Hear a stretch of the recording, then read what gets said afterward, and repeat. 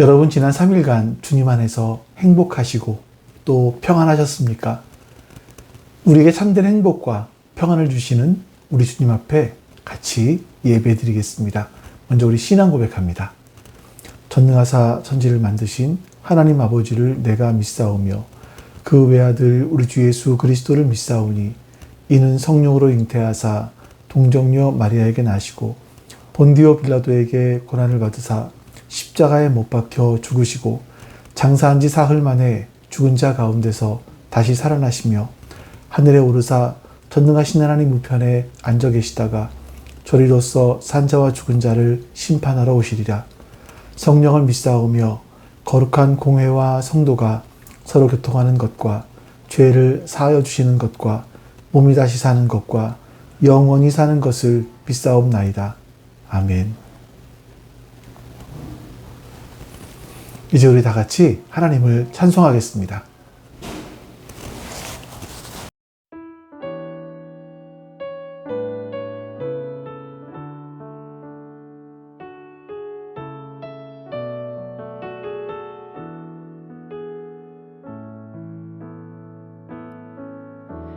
주여 우린 연약합니다.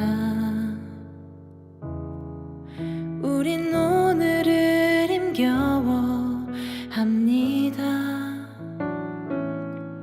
주 뜻 이루며 살기엔 부족합니다. 우린 연약합니다. 주여 우린 넘어집니다. 오늘 하루 또 실수합니다. 주의 긍휼을 구하는 죄인입니다. 우리 주만 바라봅니다. 한없는 주님의 은혜 온 세상 위에 넘칩니다. 가릴 수 없는 주 영광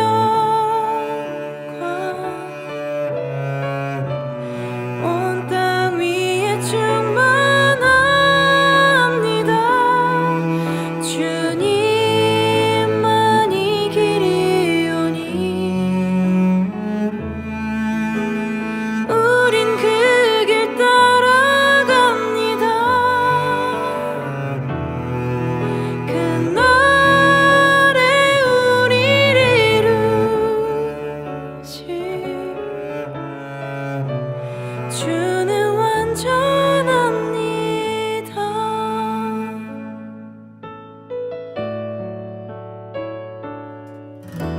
주여 우린 넘어집니다. 오늘 하루 또 실수합니다. 주의 긍휼을 구하는 죄인입니다. 우리 주만 바라봅니다. 한없는 주님의 은혜 온 세상 위에 넘칩니다. 가릴 수 없는 주 영광 온 땅 위에 충만합니다.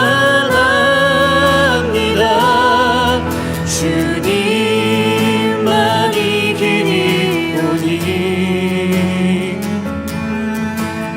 우린 그 길 따라갑니다. 그날에 우리를 이루실 주는 완전합니다.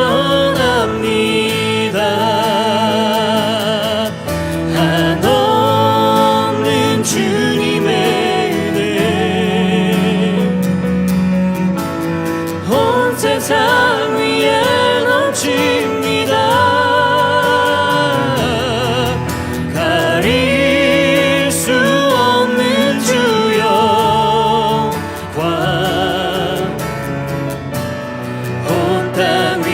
충만합니다.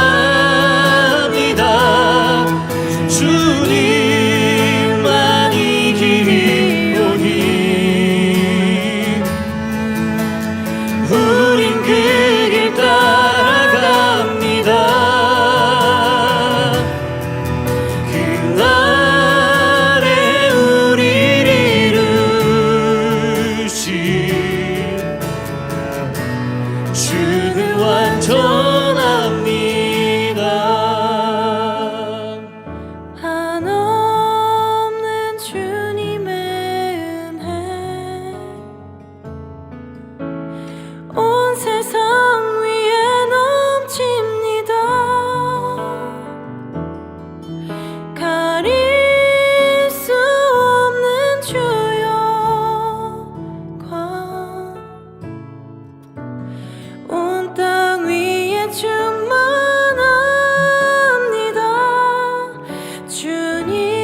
주님만이 길이 오니 우린 그 길 따라갑니다. 그날에 우리를 이루신 주는 완전합니다.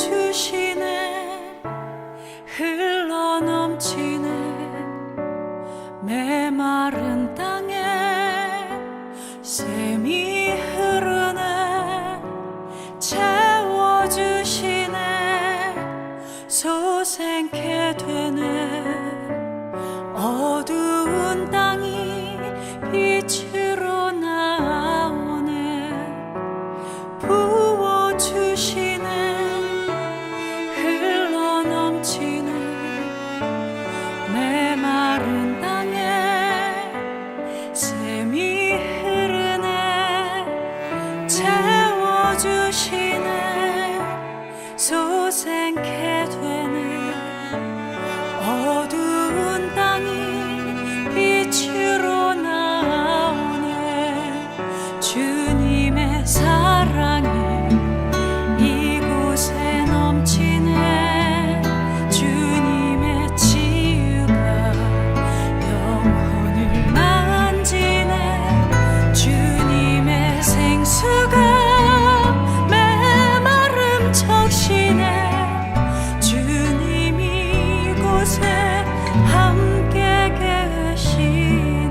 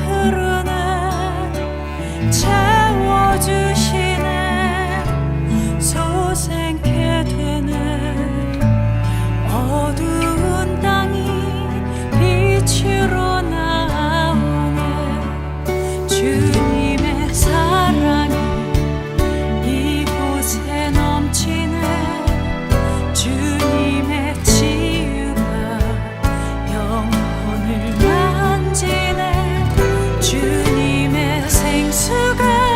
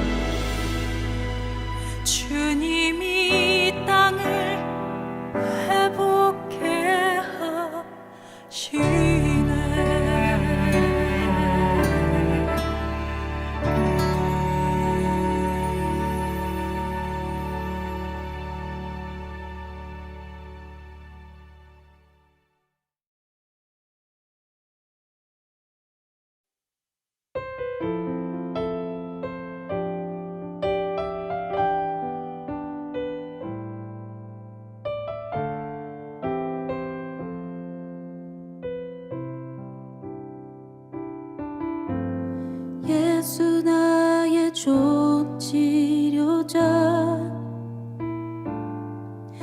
그의 눈이 머무는 곳은 나의 슬픔과 고통 고개를 들어 그의 눈을 볼 때에 난 알았네 예수 나의 좋은 치료자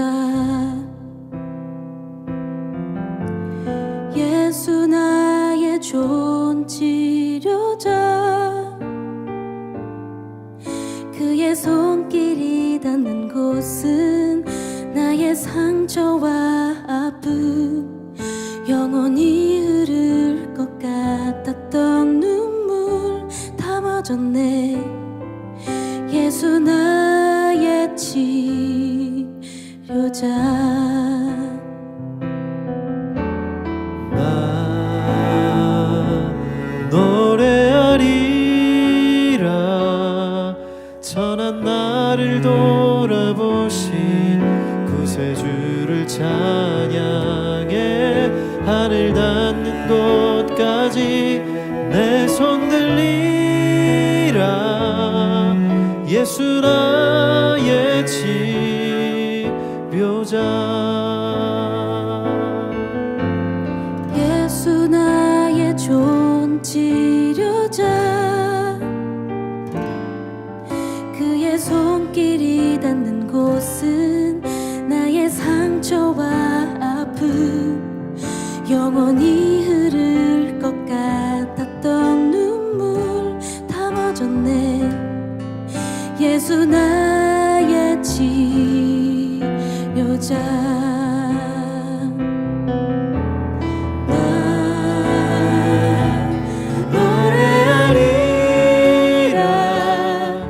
천한 나를 돌아보신 구세주를 찬양해 하늘 닿는 곳까지 내 손 들리라 예수 나의 치료자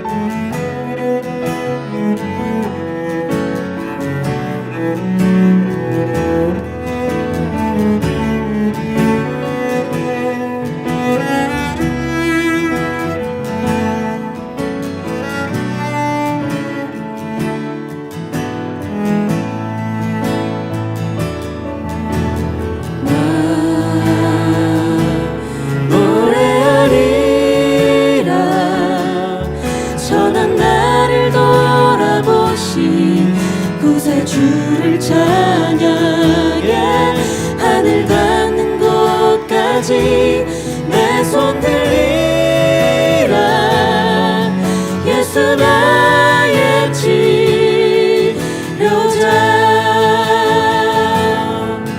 예수 나의 치료자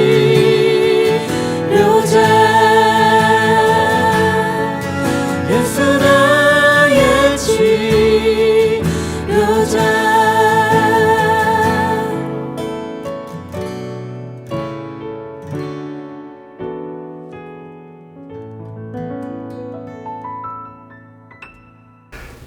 이제같이 우리 하나님 앞에 오늘 예배를 위해서 기도하겠습니다. 같이 기도합니다.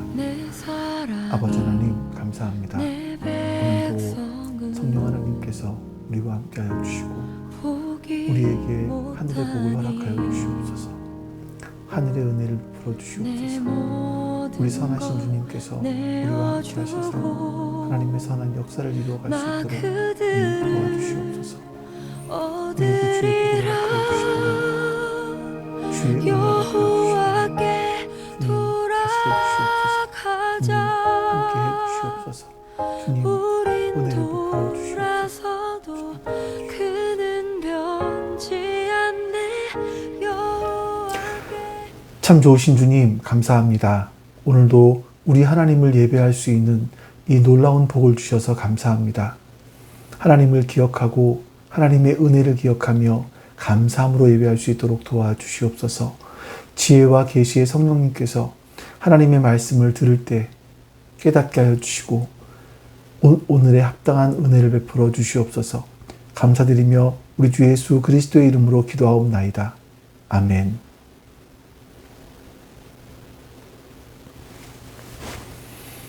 여러분 이제 우리 같이 하나님 말씀 보겠습니다. 하나님 말씀은 누가복음 6장입니다. 1절부터 11절까지 말씀.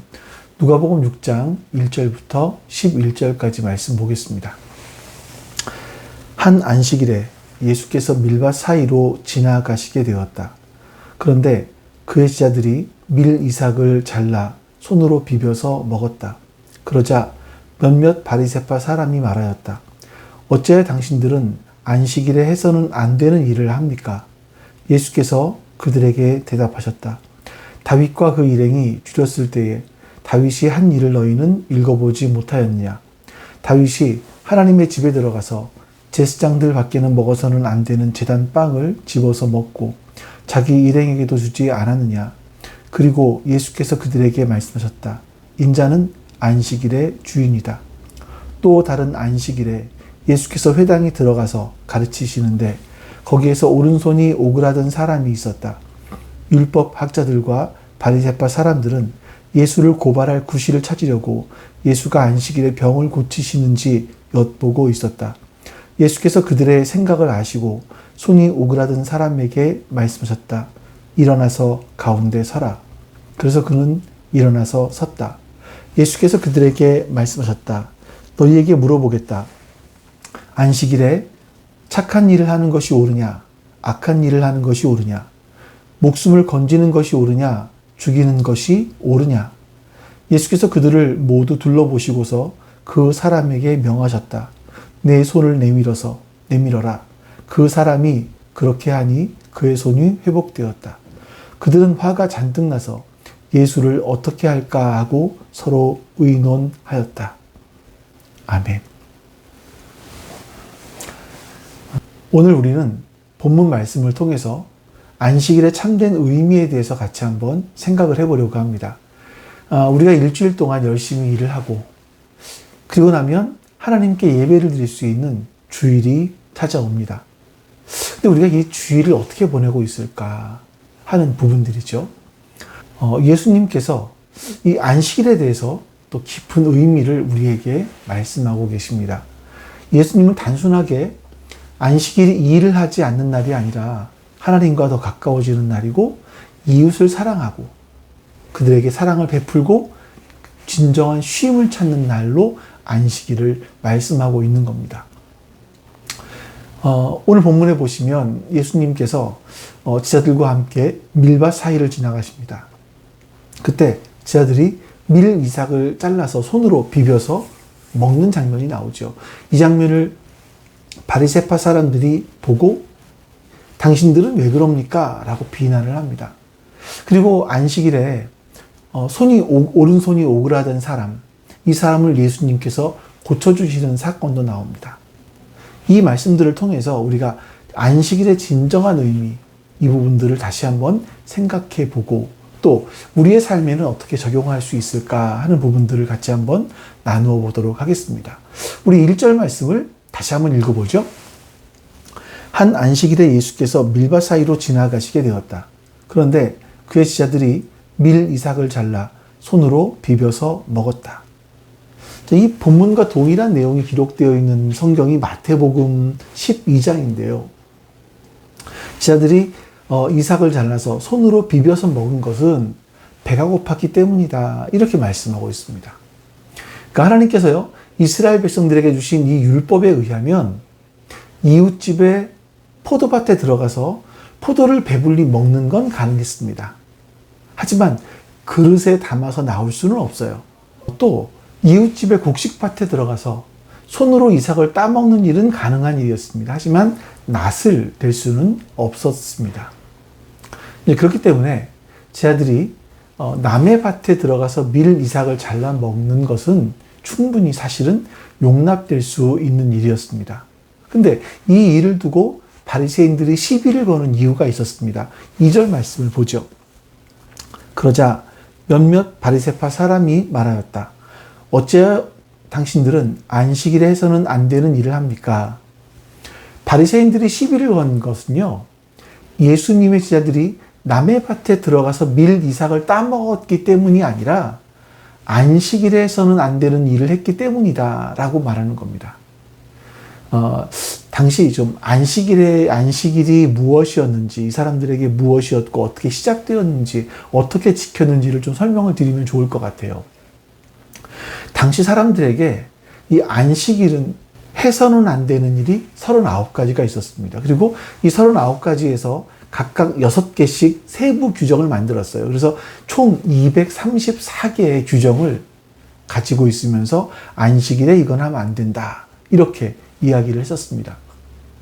그 중에 한 가지만 예로 들어 보겠습니다. 안식일에는요, 병이 악화되는 것을 막을 수는 있었어요. 하지만 이 병을 고쳐주는 치료 행위는 할 수가 없었습니다. 그러니까 예를 들어 이런 거예요. 뼈가 부러졌습니다. 그러면 응급조치는 해줄 수 있어요. 그런데 이 부러진 뼈를 맞추는 것, 접고는 할 수 없었습니다. 담장이 무너졌어요. 그때 사람이 그 밑에 깔려있지 않나를 확인하고 유대인이면 꺼내주는 게 가능했습니다. 근데 이방인이면 깔려있게 그대로 내버려 뒀어요. 또 유대인들을 꺼내주었다 할지라도 이 유대인을 치료해 줄 수는 없었습니다. 그것이 일이었었어요. 그래서 당시 바리새인들은 철저하게 이렇게 안식일을 지켰던 겁니다. 자, 본문에서 제자들이 밀 이삭을 따 먹었습니다. 이게 문제가 아니라 이거를 안식일에 했다, 이래서 안식일에 하지 말아야 될 일을 했다라고 하면서 시비를 거는 거예요. 이 당시 안식일의 규정에 의하면요, 곡식을 따는 거는 추수에 해당되는 일입니다. 일이에요. 곡식을 손으로 비볐어요. 이건 타작입니다. 역시 일이에요. 곡식의 껍질을 벗기고 불었습니다. 이건 키질하는 거기 때문에 일이에요. 마지막으로 깐 알갱이 중에서 먹을 만한 거를 고르고 먹지 못한 거를 못하겠는 거를 버리는 것, 이것도 일이었습니다. 그러니까 제자들이 밀밭에 들어가서 단순하게 곡식 몇 알 먹었다, 이거는 하나님께서 괜찮게 하신 것이 아니냐, 이게 아니라 이게 안식일에 하지 말아야 될 일이었다라는 겁니다. 그래서 바리새인들이 시비를 걸었던 거예요. 여러분, 유대인들이 안식일을 언제부터 이렇게 철저하게 지키게 됐는지 우리가 좀 역사적인 사건들을 볼 필요가 있을 것 같아요. 주전 323년에 그 헬라의 알렉산더 대왕이 33살에 죽죠. 그리고 이 큰 헬라 제국이 그의 아래에 있던 3명의 장군들에게 나누어집니다. 이때 중동 지역을 차지했던 사람이 셀레우쿠스 1세라는 사람인데, 이 사람의 이름을 따서 셀레우쿠스 제국을 세웠습니다. 이스라엘 백성들은 이 나라의 지배를 받는 거예요. 이 중에서 밑에 안티오코스 4세 에파피네스가 종교적인 박해를 굉장히 심하게 했습니다. 이 당시에 예루살렘 성전 안으로 제우스 신상을 가지고 들어왔어요. 그래서 유대인들에게는 부정하게 여겨지는 돼지를 잡아서 이 번제단에서 제물로 바치기도 했고요. 그것만이 아니라 율법을 읽는 거, 구약 성경을 소유하는 거, 안식일의 절기를 지키는 거, 할례를 베푸는 거 다 금지했습니다. 이걸 어기면 죽였어요. 심지어 성전 안에서 매춘을 하게 하면서 이거는 신성한 매춘이다, 이렇게 부르기도 했습니다. 이때 유다 마카비가요, 자신과 뜻을 함께하는 사람을 모아서 독립운동을 시작합니다. 그래서 한때 예루살렘 성전을 되찾기도 했어요. 그래서 성전을 고치고 또 정결하게 하지요. 요것을 기념하는 절기가 요한복음 10장에 나오는데 수전절이라고 합니다. 이 당시 안식일에 있었던 일이 천주교에서, 천주교에서는 성경이라고 하는데 구약 성경, 우리는 외경이라고 하죠. 마카베오기 상권에 보면 이런 기록들이 나옵니다. 이 마카비를 따르던 사람들이요, 이 안디오코스 군대를 피해서 광야로 숨었습니다. 자, 근데 이 안디오코스의 군대가 안식일에 공격을 해오는 거예요. 이때에 이 마카오베기 상권에는 이렇게 기록되어 있는 부분이 나옵니다. 그리고 숨어 있는 사람들에게 자, 이젠 그만두고 나와서 왕명에 복종하여라. 그러면 목숨만은 살려주겠다 하고 크게 외쳤다. 그러나 그 사람들은 왕명에 굴복해서 안식일을 더럽힐 수는 없다. 우리는 나가지 않는다라고 대답하였다. 그러자 그들은 즉시 공격을 받았다. 그러나 대항하여 싸우지 않았다. 돌을 던지거나 자신들의 피난처에 방벽을 쌓거나 하지도 않고 우리는 모두 깨끗하게 죽겠다. 너희들이 죄 없는 우리를 죽였다는 것을 하늘이 알고 땅이 증언할 것이다 하고 말하였다. 이렇게 적군이 안식일을 택해서 공격해 왔기 때문에 유대인들은 처자와 가축과 함께 고스란히 죽어갔고 죽은 사람이 1000명이나 되었다. 여러분, 이 당시 마카비와 함께 있던 유대인들은요, 안식일의 전쟁을 하는 것보다 차라리 죽는 게 낫다라고 생각할 정도로 안식일 율법을 지키는 것을 굉장히 중요하게 생각을 했습니다. 물론 이스라엘 사람들이 처음부터 이렇게 안식일을 지켰던 것은 아닙니다. 이스라엘 사람들은요, 기원전 6세기경에 바벨론에 정복돼서 포로로 그들이 끌려가죠. 그 사건이 선민이라고 믿었던 유대인들에게는 굉장히 큰 충격이었습니다. 이 유대인들은요, 하나님의 약속대로 70년 만에 포로에서 돌아왔습니다. 그리고 왜 우리가, 하나님의 선민인 우리가 바벨론의 포로로 잡혀가야 되는가? 이방인들에게 포로로 잡혀가야 되는가? 그 이유를 찾기 시작을 한 거예요. 그러면서 깨닫게 된 것이 뭐냐면 자신들이 하나님과 언약을 맺었는데 우상을 섬기지 말라고 하신 거, 계명을 지키라고 하신 거, 이것들을 우리가 어기고 살았구나. 그래서 그 말씀대로 우리가 이방인에게 포로로 끌려갔구나. 이것을 알게 되었던 겁니다. 자, 그리고 이제 포로에 돌아왔어요. 그 이후로부터는 철저하게 계명을 지키자. 이런 노력들을 하는 겁니다. 이제 그게 느헤미야 13장에 나오는데 그 말씀을 좀 읽어드려 보겠습니다. 그 무렵에 유다에서는 안식일에도 사람들이 술틀을 밟고 곡식을 가져다가 나귀에 집어서 실어 나르며 포도주와 포도송이와 무화과 같은 것을 날라드렸다. 안식일인데도 사람들이 이런 여러 가지 짐을 지고 예루살렘으로 들어오는 것이 나의 눈에 띄었다. 안식일에도 이렇게 일을 했다는 거예요, 유대인들이요. 그래서 느헤미야가 나는 안식일에는 사고 파는 일을 하지 말라고 경고하였다. 예루살렘에는 두로 사람도 살고 있었는데 그들은 안식일에 물고기와 갖가지 물건을 예루살렘으로 들여다가 유다 백성에게 팔았다. 그래서 나는 유다의 귀족들을 꾸짖었다. 안식일을 이렇게 더럽히다니 어쩌자고 이런 나쁜 일을 저지르는 거요. 당신들의 주장도 똑같은 일을 하다가 우리와 우리 도성이 모두 하나님의 재앙을 받지 않았소. 당신들이야말로 안식일을 더럽혀서 하나님이 이스라엘 위에 진노를 내리도록 하는 장본인들이요. 느헤미야가 이렇게 말을 하는 거예요. 그러니까 느헤미야는요, 포로에서 돌아온 이스라엘 사람들이 안식일을 철저히 지키지 않는 걸 보면서 안식일을 지켜야 된다. 우리가 이렇게 성읍을 빼앗긴 이유가 이 안식일을 지키지 않았기 때문이다. 그래서 하나님의 진노를 받은 거다. 만약에 우리가 또 안식일을 더럽히면 또 진노를 받을 것이다. 이렇게 이제 경고를 합니다. 이렇게 하면서부터 시작해서 안식일을 지켜오기 시작했고요. 그 다음에 마카비 혁명이 일어나게 되었던 거죠. 이 마카비 혁명이 일어난 이후에 이제 바리새파 사람들이 등장을 하는 것 같습니다. 명확한 기원은 모르지만 이 마카비 혁명 이후에 바리새파 사람들이 두각을 나타내는 것 같아요. 이 바리새파 사람들은요, 안식일을 지키는 것을 기준으로 다른 사람들이 다른 계명들을 잘 지키나 못 지키나 요거를 확인했었습니다. 그러니까 이런 거예요. 하나님에 대한 계명이 있지 않습니까? 하나님 외에 다른 신을 섬기지 말아라, 우상 만들지 말아라, 하나님의 이름 망령되이 부르지 말아라 하는 말씀들이 있잖아요. 근데 이 말씀들을 잘 지키는지 안 지키는지를, 안식일을 잘 지키는지 안 지키는지를 보면서 판가름했다라는 거예요. 또 사람에 대한 계명들이 있지 않습니까? 부모를 존경해라, 다른 사람의 목숨을 해치지 말아라, 뭐 이런 거.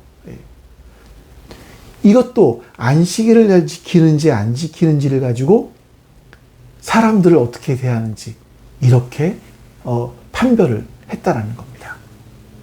이 사람들은요, 안식일에 관한 율법을 철저하게 지키지 않는 사람은 다른 율법도 지키지 않을 것이다, 이런 생각을 한 거예요. 그만큼 유대인들은요, 이 안식일을 절대적으로 지켰습니다. 자, 그래서 이들이 보니까 안식일에 하지 말아야 될 추수를 했단 말이에요. 그래서 왜 안식일에 하지 말아야 될 일을 하는 겁니까? 당신들은 이렇게 안식일에 하지 말아야 될 일을 하는 걸 보니 다른 모든 것도 역시 마찬가지로 하나님의 계명을 안 지키는 사람들일 겁니다. 이렇게 지금 함축적으로 이야기를 하고 있었던 겁니다. 자, 이런 바리새인들에게 예수님께서는요, 다윗의 예를 들어서 이렇게 말씀하십니다. 본문의 3절과 4절입니다. 예수께서 그들에게 대답하셨다. 다윗과 그 일행이 줄였을 때에 다윗이 한 일을 너희는 읽어보지 못하였느냐? 다윗이 하나님의 집에 들어가서 제사장들 밖에는 먹어서는 안 되는 제단 빵을 집어서 먹고 자기 일행에게도 주지 않았느냐? 이 말씀은 사무엘상 21장에 나오는 말씀이에요. 그러니까 사울왕은요, 자기의 사위이고 자기의 장군이었던 다윗을 죽이기 위해서 아주 혈안이 되어 있었습니다. 근데 다윗이 자기와 함께하는 사람들과 함께 성전으로 들어가요. 성막으로 들어가죠. 그리고 배가 고파서 하나님 앞에 차려놓은 빵을 먹습니다. 예수님은 이걸 예로 드는 거예요. 이 빵이 진설병이라고 하는데 우리 사진을 좀 볼까요? 이 성소 안에는 지성소가 있고 등잔대가 있고 이 진설병이 있습니다. 이 진설병은요, 빵이 두 줄로 해서 6개씩 12지파를 상징하는 그 12개의 빵이 있습니다. 제사장들은 매 안식일 때마다 새로운 빵으로 바꾸었고요. 가지고 나온 빵은 제사장들만 먹었습니다. 근데 다윗이 아히멜렉 제사장으로부터 이 빵을 받아서 자기와 함께 하는 사람들과 함께 더불어 먹었죠. 하나님 앞에 차려진 빵은 제사장 이외에는 못 먹는다는 규정이 있었음에도 불구하고 배가 너무나 고팠던 이 다윗은요, 또 규례를 초월하는 그런 행동을 했던 겁니다. 예수님께서 말씀하시는 것의 중심은요, 사람의 절박한 상황을 생각하지 않는 이런 규정, 이거는 말씀을 잘못 이해한 것이다, 이렇게 말씀하시는 거예요. 그래서 마가복음에서, 동일한 사건이 기록된 마가복음에서는요, 이렇게 말씀합니다. 마가복음 2장입니다. 그리고 예수께서는 그들에게 말씀하셨다. 안식일이 사람을 위하여 생긴 것이지 사람이 안식일을 위하여 생긴 것이 아니다. 예수님께서는 안식일에 율법이 있는 것은요, 율법 자체만을 위한 것이 아니라 사람을 위한 것이다, 분명하게 말씀하세요. 모든 율법은요, 사람을 세우기 위한 것이지 사람에게 올무를 씌워서 넘어지게 하라는 것이 아니다, 이거예요. 예수님은 바리새인들과 이 안식일 논쟁의 마침표를 찍으면서 이렇게 말씀하십니다. 5절 말씀이에요. 그리고 예수께서 그들에게 말씀하셨다. 인자는 안식일의 주인이다. 이 안식일을 잘 지키는 방법은요, 바리새인들 너희가 정하는 것이 아니라 주인인 내가 정한다, 이렇게 말씀하시는 거죠. 왜냐하면 안식일을 만드신 분이 바로 예수님이기 때문이라는 거예요. 마가복음 2장에서는 더 분명하게 말씀하십니다. 이 말씀도 읽어보죠. 그러므로 인자는 또한 안식일에도 주인이다. 누가복음에는 안식일의 주인이다. 마가복음에는 안식일에도 주인이다, 이거예요. 조사 하나밖에 다르지 않지만 의미는 엄청나죠.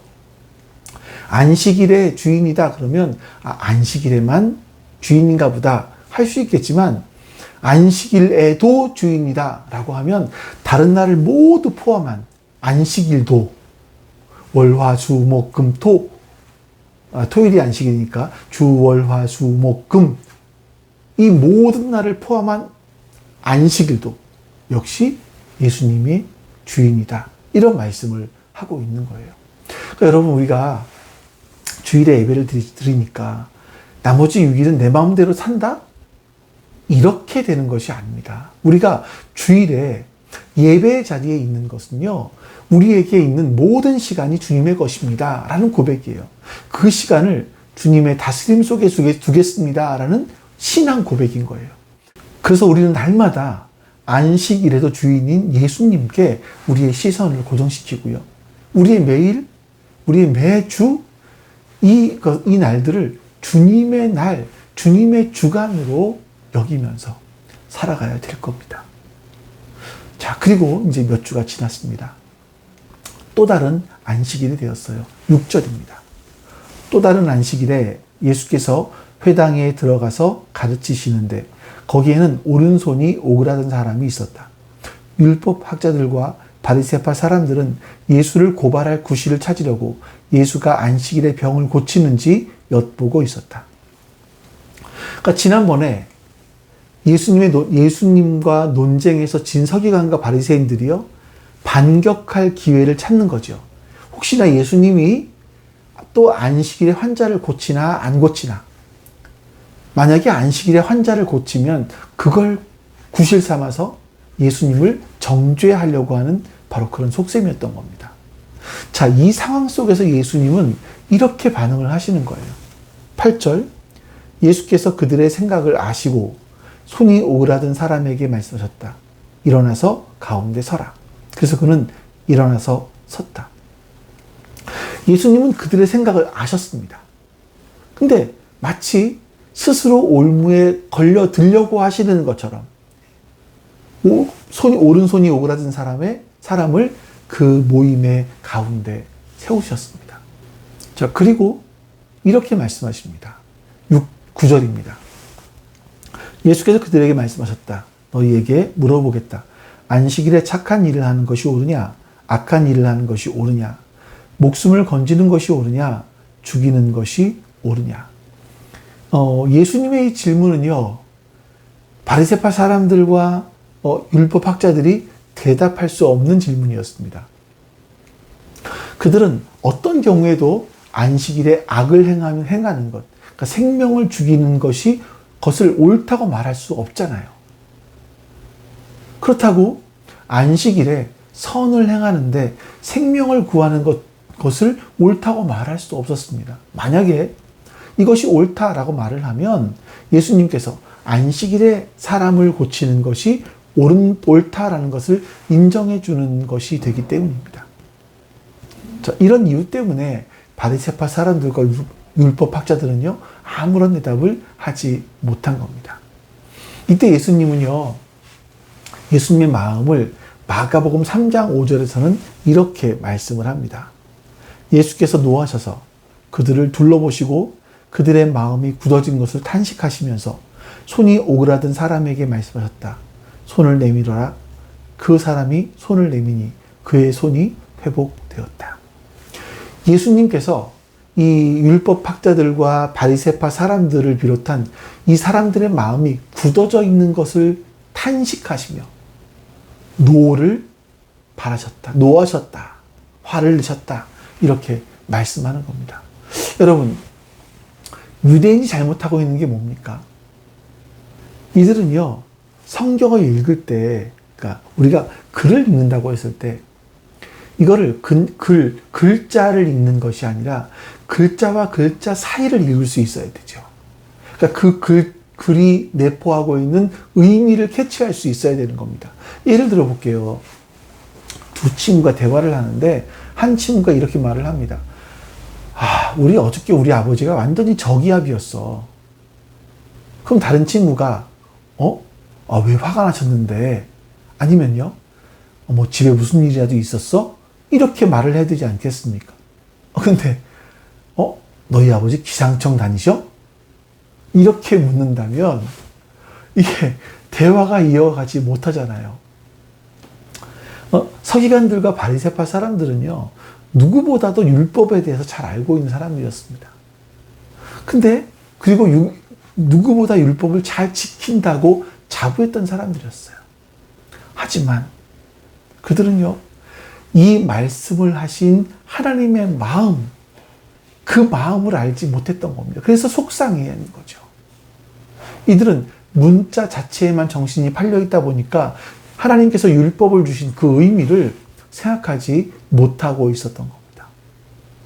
그 후에 예수님께서는요, 사람의 오른손을 회복시켜 주셨습니다. 그때 율법학자들과 바리새파 사람들의 반응이 11절에 나옵니다. 그들은 잔뜩 화가 나서 예수를 어떻게 할까 하고 서로 의논하였다.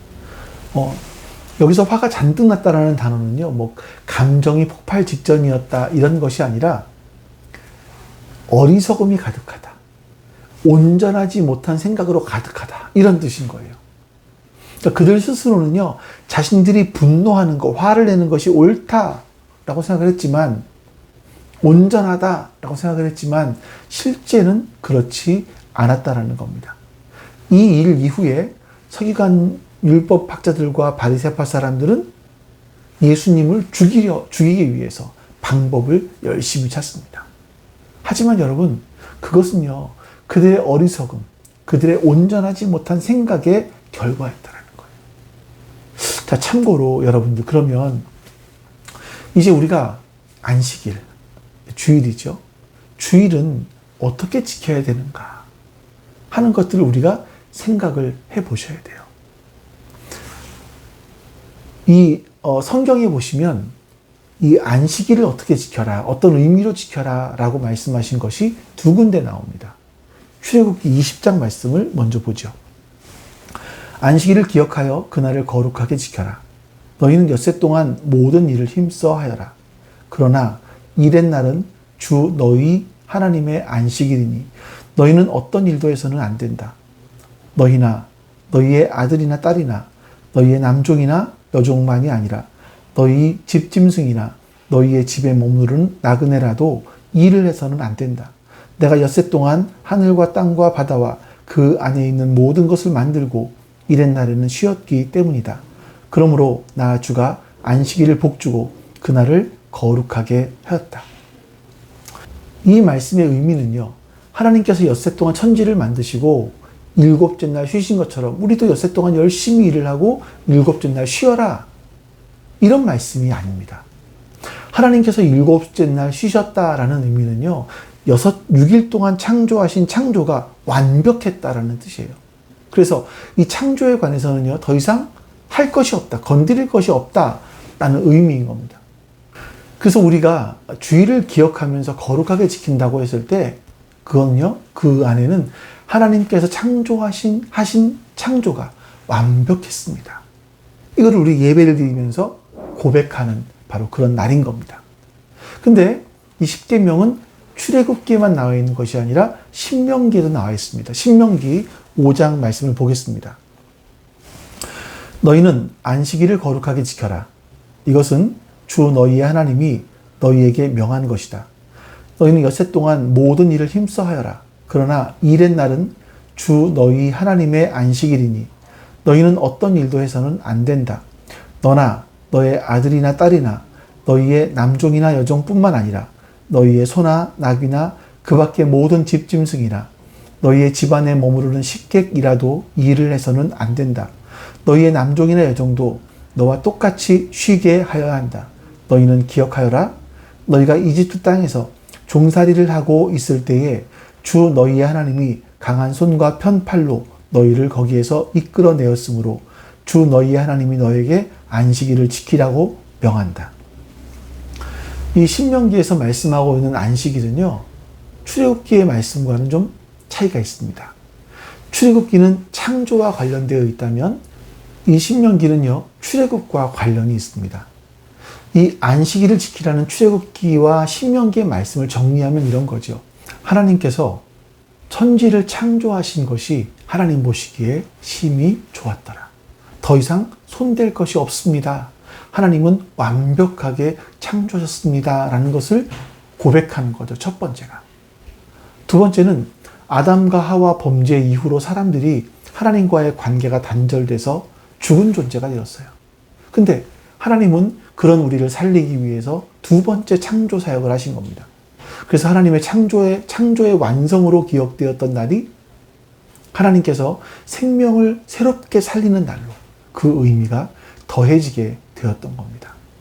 그래서 우리는 이 출애굽기의 개념, 신명기의 개념을 함께 가지고 주의를 지키는 믿음 생활을 해 나가야만 합니다. 자, 요한복음 5장에서요. 예수님께서 베데스다 목가에 있던 38년 된 병자를 고쳐주시는 일이 있었죠. 이 38년 동안 질병으로 고통스러워했으니 얼마나 힘들었겠습니까? 그러면 그 사람이 병에서 해방되었으면 같이 감격해주고 같이 축하해주고 해야 될 일일 텐데 이 유대인들은 안식일에 병을 고쳤다라는 것 때문에 시비를 걸어요. 자, 그런데 예수님이 유대인들에게 이렇게 말씀하셨습니다. 요한복음 5장 16절부터 말씀이에요. 그 일로 유대 사람들은 예수께서 안식일에 그러한 일을 하신다고 해서 그를 박해하였다. 그러나 예수께서는 그들에게 말씀하셨다. 내 아버지께서 이제까지 일하고 계시니 나도 일한다. 유대 사람들은 이 말씀 때문에 더욱더 예수를 죽이려고 하였다. 그것은 예수께서 안식일을 범하셨을 뿐만 아니라 하나님을 자기 아버지라고 불러서 자기를 하나님과 동등된 위치에 놓으셨기 때문이다. 원래 안식일을 지키라는 의미는요, 하나님께서 창조를 완전하게 하셨기 때문에 더 이상 일할 것이 없다라는 의미라고 했습니다.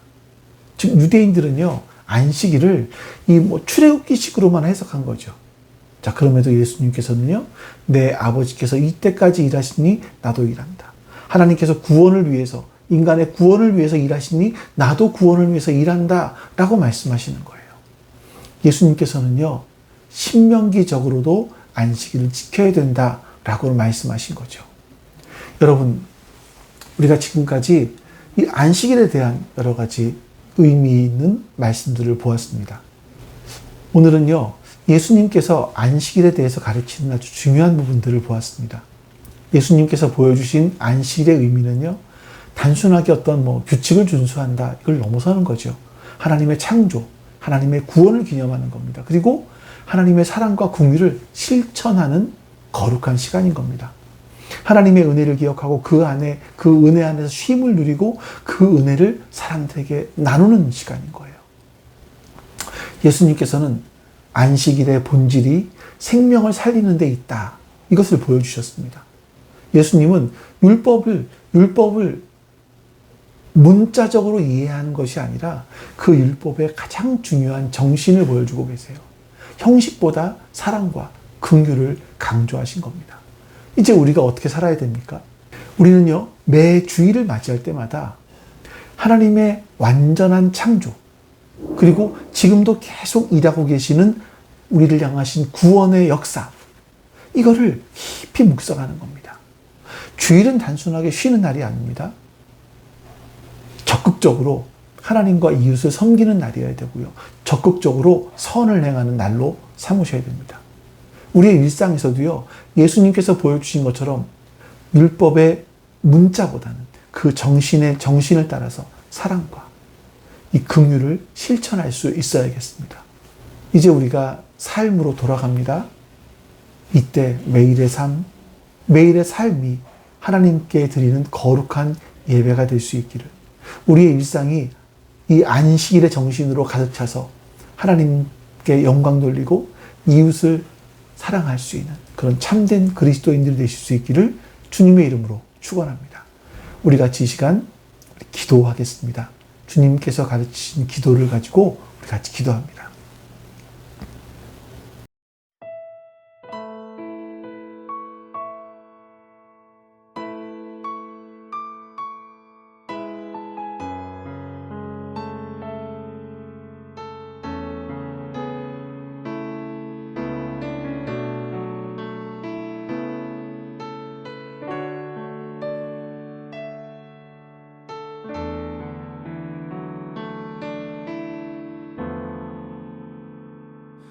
나의 백성이 다 경비하여 내게 기도하며 나의 얼굴을 구하여서 그 악한 길 떠나며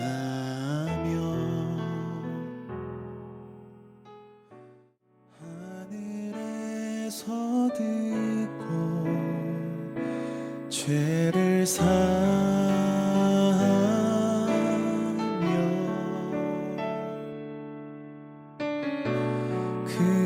그들의 땅을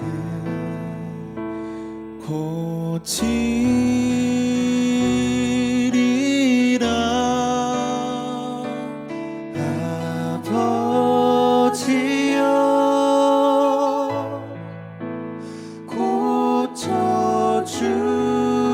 고쳐주소서.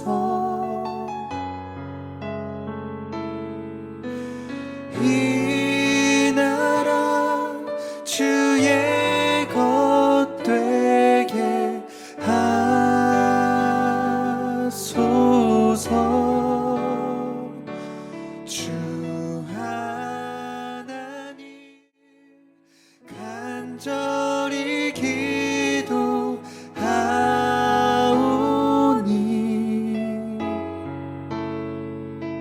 상한 이 땅 새롭게 하소서.